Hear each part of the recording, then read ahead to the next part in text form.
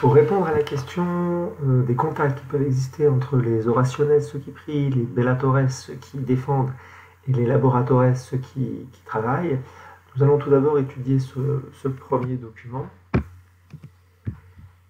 Et puis, vous allez pouvoir mettre sur pause et essayer de répondre à la question suivante. Quelle est la nature de ce document? Bon, je pense que vous avez tous trouvé la nature de ce document. Ce document est effectivement un graphique sur lequel vous avez ici les années donc, qui s'étalent de 700 à 1500 et les chiffres qui sont donnés dans ce graphique, hein, donc vous avez la légende explicative ici, c'est le nombre d'habitants qu'il y a en Europe en fonction des différentes années. Le titre pouvait vous aider à trouver la réponse. Alors, pourquoi on a deux couleurs, deux estimations, hein, c'est ce qui est écrit dans la légende au niveau du nombre d'habitants en Europe. Parce qu'en fait, il y a une estimation haute, c'est-à-dire le maximum du nombre d'habitants qu'il pouvait y avoir en Europe, et une estimation basse, c'est-à-dire le minimum.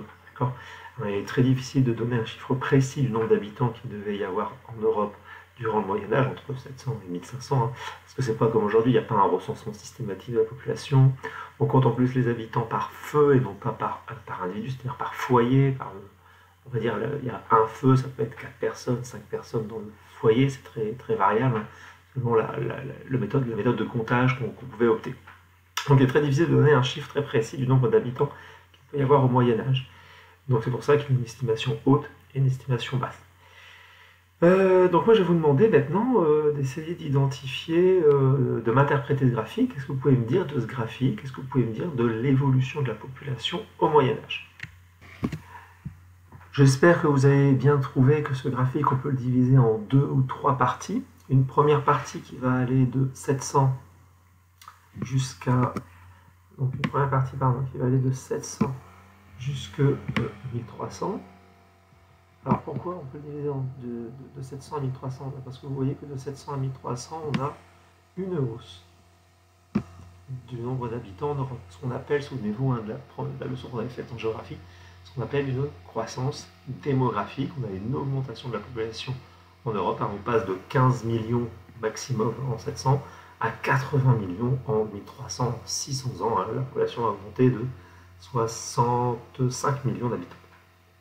Puis après, deuxième période, la période qui va aller de, si je change de couleur, la période qui va aller de 1300 jusqu'à 1400. Et là, on a une chute violente, rapide, extrêmement rapide du nombre d'habitants au Moyen-Âge, presque une diminution de 50%, puisqu'on passe de 80 millions en 1300 à 45 millions d'habitants en Europe. Et éventuellement, on peut distinguer une troisième phase, la phase qui va s'étendre de 1400 jusqu'à 1500. Et dans cette troisième phase, on va avoir une nouvelle croissance démographique, une croissance qui va aller, qui est plutôt faible, hein, qui reprend le rythme des croissances de la période précédente, puisqu'on augmente de 5 millions d'habitants en un siècle. Je voulais vous préciser, hein, j'espère que vous l'avez eu en tête, hein, de cette baisse qu'on a sur la deuxième période de 80 millions à 45 millions, ce qu'on appelle une décroissance démographique. Bien, une fois qu'on a bien compris ces trois phases qu'on peut observer sur ce graphique, sur l'évolution de la population au Moyen-Âge, il faut se demander pourquoi. Pourquoi quoi? Pourquoi on a cette chute brutale, violente même de la population à partir de 1300 jusqu'à 1400? Pourquoi la population chute-t-elle terriblement à cette époque?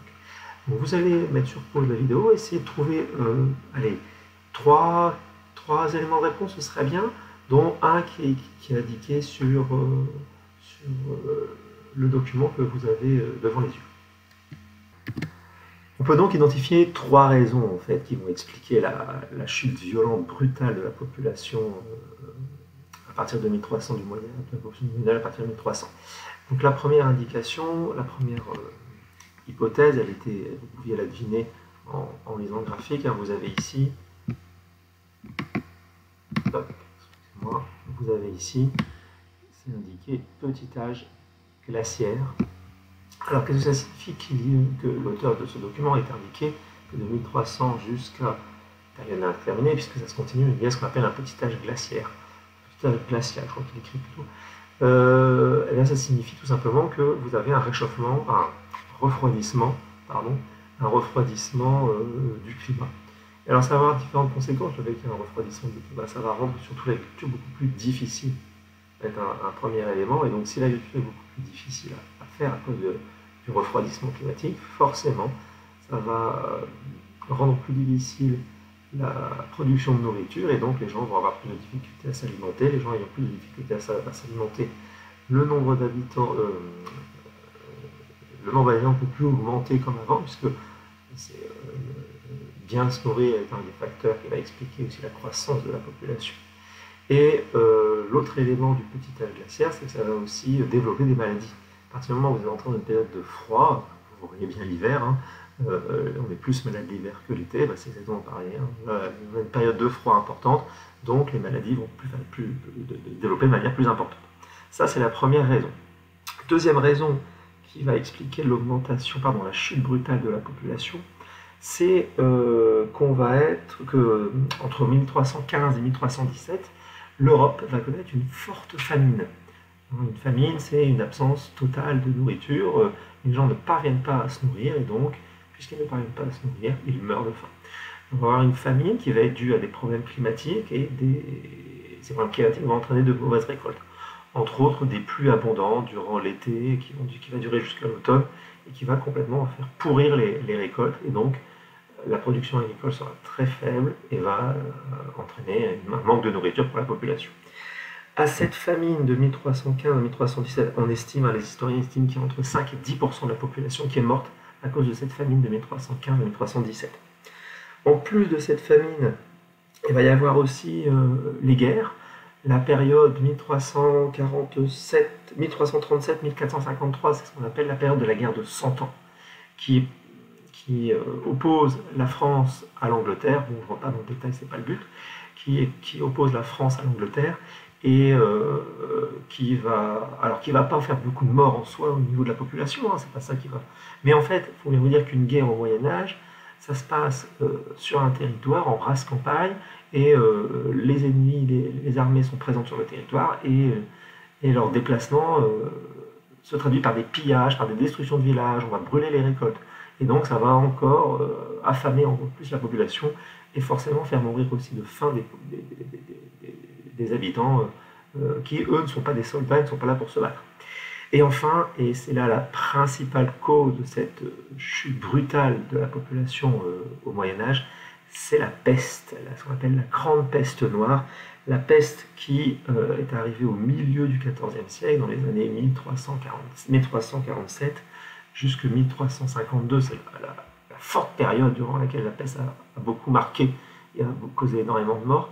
Bon, après, la peste, elle a continué, elle n'a jamais disparu à partir du XIVe siècle. Hein. C'est seulement au XIXe siècle qu'on va trouver la cause de la peste. Donc, la peste, ça va être une maladie qui va perdurer en Europe, et qui va, du moins pour la première fois, frapper l'Europe au XIVe siècle, et qui va causer en 5 ans à peu près 25 millions de morts. Entre 1347 et 1352, 25 millions d'Européens vont mourir de la peste. Vous pouvez mourir de la peste pulmonaire en quelques heures au Moyen-Âge. Une maladie que vous allez attraper, et en quelques heures, vous pouvez mourir. Pour la peste bubonique, avec des plaies, ce qu'on appelle des bubons, des pustules qui vous poussent sur le corps, c'est un peu ragoûtant. Vous pouvez mourir en quelques jours. Et la médecine ne savait pas traiter ça à cette époque. À ce propos de la peste bubonique, je vous renvoie en lien sur le cahier multimédia à un reportage très intéressant pour ceux que ça intéresse, la peste, et d'actualité lié au confinement. Vous verrez dans ce reportage au confinement sur la peste bubonique.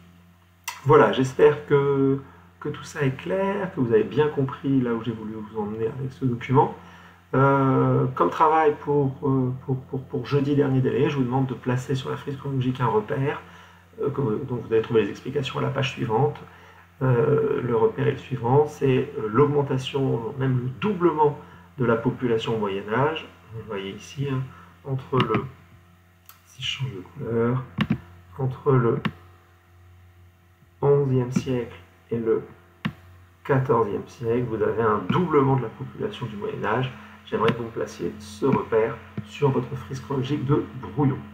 Voilà, j'espère que j'ai été clair, j'espère que vous avez réussi à suivre tout ça. N'hésitez pas à faire ce travail et à me l'envoyer par... n'hésitez pas, faites ce travail même plutôt et envoyez-le moi par mail pour que je puisse vous évaluer. Bonne journée, bon courage, à bientôt.